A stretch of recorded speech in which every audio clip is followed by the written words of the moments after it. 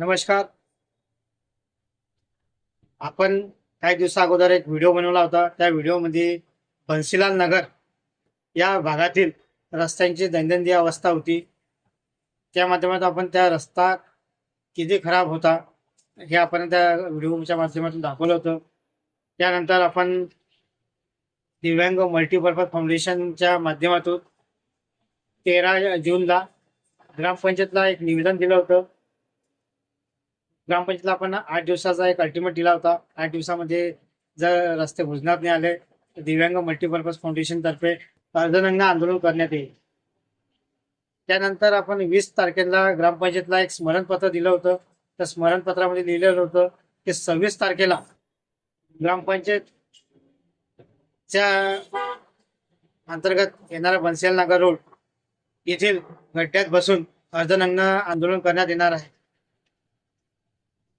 त्यानंतर ग्रामपंचायतने आपल्याला एक लेखी आश्वासन दिलेलं आहे. यात असं लिहिलेलं आहे की येत्या 10 तारखेपर्यंत ग्रामपंचायतच्या माध्यमातून गड्डे बुजवण्यात येणार आहे. त्यामुळे हे जे आपलं आंदोलन होतं हे तात्पुरतं स्थगित करण्यात आलेलं आहे.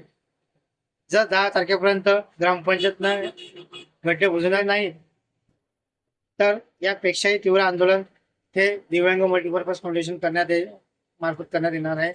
धन्यवाद.